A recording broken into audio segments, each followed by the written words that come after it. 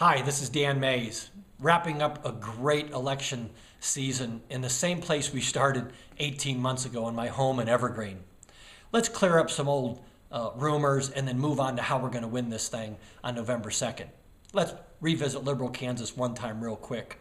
You know, thanks to a good AP reporter, he went to Liberal Kansas, did his homework, did his research, and discovered that indeed everything I said was true about working with the Kansas Bureau of Investigations. I did indeed gather information for them. I did meet with them in private. I did it representing the city police department and providing information to the KBI. Just like I said, even the Denver Post had to choke down the truth that indeed I was involved in this investigation, and I'm proud of my work that I did for 2 years as a police officer. I feel I have been vindicated and time to move on. Once again, we have the Frida Poundstone incident, and no matter what the folks on talk radio want to imply, it was a $300 contribution. Now, Frida first said it was a loan, then she said it was a gift, and then she so eloquently said I conned her out of the money. Well, which was it really? It's what I always said it was. It's a $300 cash contribution that we naively took in the early part of our campaign and then failed to register properly. I took responsibility for it, I apologized for it, and I apologize one last time. Then we have the bigger campaign finance issues. You know what? This was a politically motivated move, plain and simple. We misclassified 10 contributions. That was it. And we untimely reimbursed ourselves for some expenses. They wanted to make it into more than it was. The reality was 10 misclassified contributions and some untimely reimbursements. Not one dime was misappropriated, no matter how much they tried to make it look like it was. One more time, people keep saying, well, that he embellished his resume. Well, once again, the Denver Post had to choke down the truth when they interviewed George Clark, my old partner from Western New York. George clearly stated, Dan is great at establishing trust with people, and he did great things for our business in Western New York, like I've always said. Then there's the false claim that I pledged not to debate if I dropped in the polls below 20%. That's a good one that the talk radio folks twisted around from the truth. What I said was that the bar could be set at 20%, and if the people who hosted these events wanted to set the bar at 20%, and they didn't want to include me if I dropped below, that I wouldn't attend and I wouldn't complain about it. But I never specifically pledged not to debate if I dropped below 20%.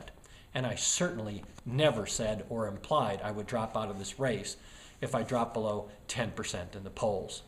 Now recently, the Denver Post reported on our past treasurer leaving our campaign. Well, once again, they took half-truths and tried to bend the words to imply that myself or my wife had done something wrong with the finances or that we were uncooperative to work with. And this couldn't be further from the truth. But once again, they had to twist words and imply that we had done something wrong. Again, we have never misappropriated a dime in this campaign, and we're also very proud of the fact that we won the primary on $150,000. That was historic. Now, who do you want running your government? The ones who spend millions to lose, or the ones who spend only $150,000 to win? Finally, and most recently, the Post wrote an article about how all three candidates for governor had struggled at one point in their time with financial decisions. You know what? I did write off $14,000 in a bankruptcy when I was just 29 years old. It was after a divorce. I took on most of the debt after that divorce in an effort to simply expedite the process and get it over with. I tried hard to meet those obligations, and after 1 year, it was obvious to me that I simply could not do it. I could not meet those obligations. I regret that decision, but I learned early on how not to let it happen again. This was over 20 years ago, folks. The other two have had more significant issues in the much more recent past, and at least I didn't lose $1 million of my retirement in a Ponzi scheme trying to make money fast. You know, if people have to go back 20 years into my history to come up with anything to try to make me look bad, I think that's a testament to what I've done great and right in the last 20 years with the blessings of the good Lord and a great wife and a great family who held me accountable. We've done well financially, and we've been responsible, and we've been accountable. And I'm proud of that great 20 years, and these 20 years are what prepared me to be the governor of Colorado. Now, let's change course.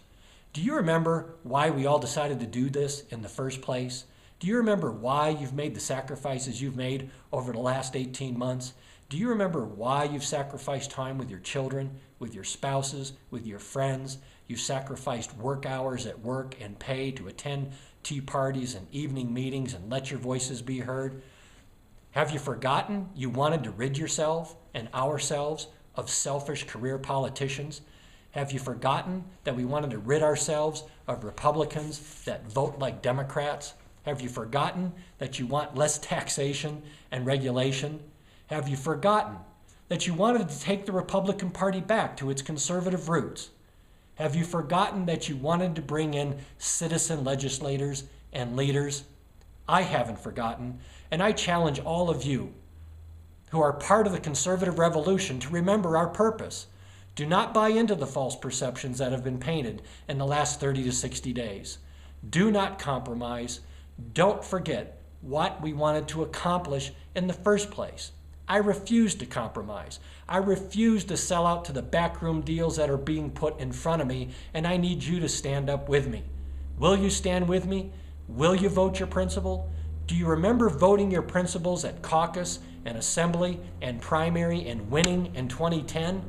I ask you to do it this last time. Pick up that ballot that you have on your kitchen table, mark Dan Mays for governor, and make your stand, and let's win this once and for all.